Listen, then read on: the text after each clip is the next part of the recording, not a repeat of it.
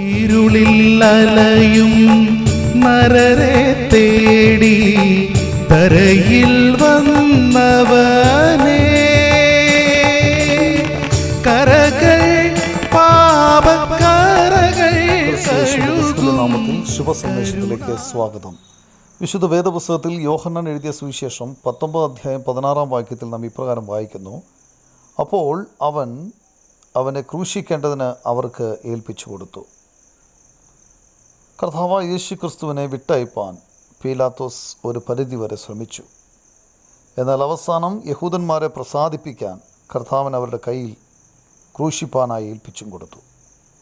പീലാത്തോസിൻ്റെ ഈ പ്രവൃത്തി സ്വന്തം മനസ്സാക്ഷിക്കെതിരായ പാപമാണ്. യഹൂദന്മാരുടെ സമ്മർദ്ദത്തിൽ നിരപരാധിയായ ഒരുവനെ ക്രൂശിക്കാൻ ഏൽപ്പിച്ചു കൊടുത്തു. ഈ കുറ്റത്തിൽ നിന്ന് സ്വയം നീതിമാനാകാൻ പീലാത്തോസ് ശ്രമിച്ചു. ഞാൻ നിരപരാധിയാണ്, ഈ നീതിമാൻ്റെ രക്തത്തിൽ എനിക്ക് പങ്കില്ല എന്ന് അദ്ദേഹം പറഞ്ഞു. എന്നാൽ നിരപരാധിയായവനെ കൊല്ലുവാൻ വിട്ടുകൊടുത്തു.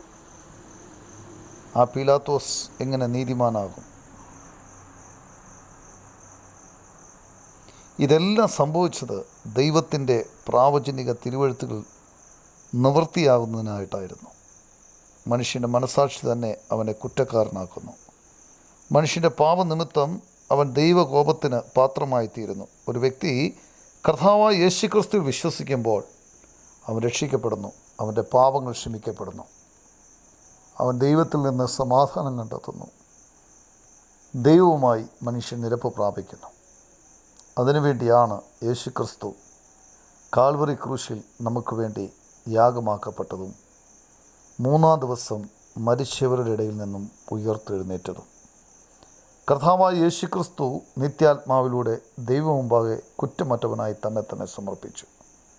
അതിനാൽ യേശുവിൻ്റെ രക്തം ആ വ്യക്തിയുടെ നിർജ്ജീവമായ പ്രവൃത്തികളിൽ നിന്ന് അവൻ്റെ മനസ്സാക്ഷിയെ ശുദ്ധീകരിക്കുന്നു. അങ്ങനെ അവർക്ക് ജീവനുള്ള ദൈവത്തെ സേവിക്കാൻ കഴിയും. താങ്കൾക്കും അത് സാധിക്കട്ടെ എന്നാണ് നിങ്ങൾക്ക് വേണ്ടിയുള്ള ഞങ്ങളുടെ പ്രാർത്ഥന.